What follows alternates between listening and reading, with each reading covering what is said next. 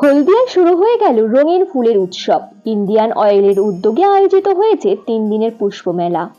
6, 7 ও 8ই ফেব্রুয়ারি এই 3 দিন জুড়ে চলবে এই বিশেষ ফুলের প্রদর্শনী। হলদিয়া ইন্ডিয়ান অয়েল টাউনশিপ প্রাঙ্গণে আয়োজিত এই পুষ্প মেলায় দেখা যাচ্ছে নানান প্রজাতির দেশি ও বিদেশি ফুল। গোলাপ, অর্কিড, গাঁদা, লিলি থেকে শুরু করে বিরল প্রজাতির ফুলে সাজানো হয়েছে পুরো মেলা চত্বর। এই মেলার মূল উদ্দেশ্য পরিবেশে সচেতনতা বৃদ্ধি, সবুজায়নের বার্তা পৌঁছে দেওয়া এবং সাধারণ মানুষের মধ্যে ফুল চাষের প্রতি আগ্রহ তৈরি করা। আয়োজকদের পক্ষ থেকে জানানো হয়েছে, এই পুষ্প মেলা শুধু প্রদর্শনী নয়, এটি প্রকৃতির সঙ্গে মানুষের সম্পর্ক আরো দৃঢ় করার একটি প্রচেষ্টা।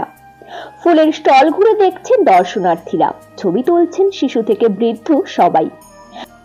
প্রকৃতি প্রেমীদের কাছে হলদিয়া ইন্ডিয়ান অয়েলের এই পুষ্প মেলা হয়ে উঠেছে এক অনন্য আকর্ষণ। মানে আপনারা অর্কিড মানে জানেন তো, যে কিকেনহফ যে গার্ডেন আছে নেদারল্যান্ডসে, এটা অর্কিডের স্বর্গস্থান বলে। তো ওইখানে একটা ছোট্ট রুম বানানো হয়েছে। অত অর্কিডের ভ্যারিয়েশন হবে না, তবে হ্যাঁ অনেকটা করার চেষ্টা করা হয়েছে।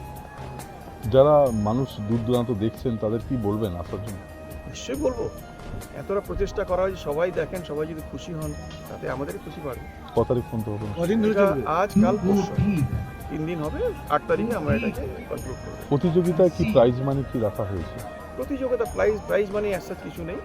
আমরা অনেক রকম প্রতিযোগিতা রেখেছি, সেগুলো ডিস্ট্রিবিউট করে প্রাইজ দেওয়া হবে। এখানে প্রাইজ মানিটা ইম্পর্টেন্ট না, প্রাইসটা ইম্পর্টেন্ট, কম্পিটিশনটা ইম্পর্টেন্ট। ঠিক আছে।